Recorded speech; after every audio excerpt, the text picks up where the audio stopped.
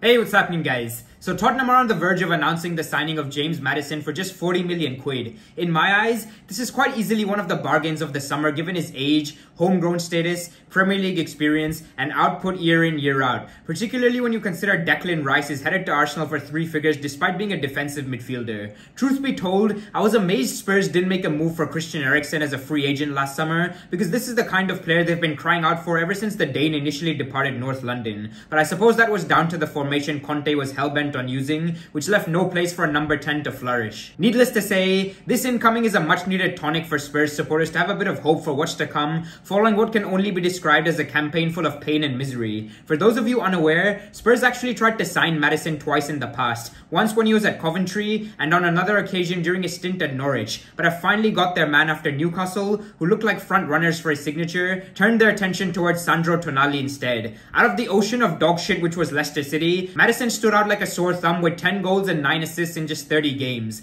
The craziest part about producing those numbers for such a wank side is that he was asked to operate in numerous different positions which weren't necessarily suited to his game. Yet Maddison ensured it didn't disrupt his displays in the slightest, which is why he was recalled to Southgate's England squad following a 3-year absence. Clearly, this illustrates an upward career trajectory and is something that is thoroughly deserved for his outstanding body of work at the King Power Stadium. Over the past 5 seasons at Leicester, Maddison was third behind only Kevin De Bruyne and Trent Alexander-Arnold in terms of chances created, while simultaneously being 4th in the pecking order to Mo Salah, Harry Kane, and Son Heung-min for shots on goal, only further showcasing why he's considered one of the best attacking midfielders in the entire division. Moving on to Maddison's style of play, the first thing to note is his swagger and willingness to try the audacious in the final third. Although some coaches may see it as arrogance, I reckon it fits the bill for what Ange Postecoglou is looking for in his attack-minded 4-3-3 formation, where Maddison is likely to feature as a forward-thinking number 8 either side of the pivot. While Maddison isn't blessed with pace or power like some of his compatriots, he more than makes up for it with trickery and guile. Improvisation makes up a big part of what makes him tick, and when you couple that with an innate ability to position himself between the lines,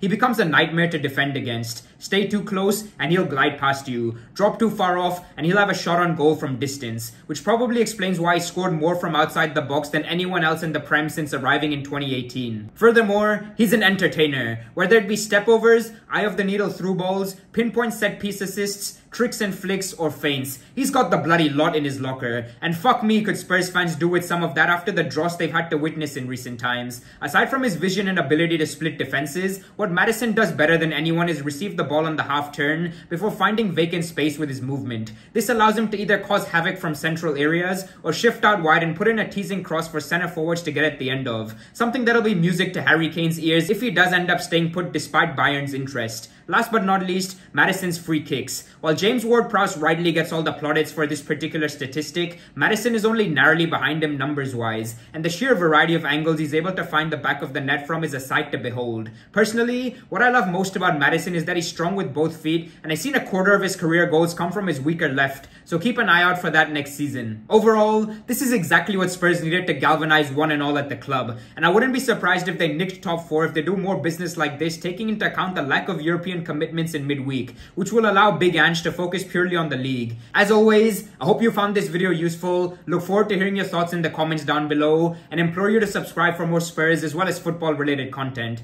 Take care and I'll catch you in the next one, folks. Peace.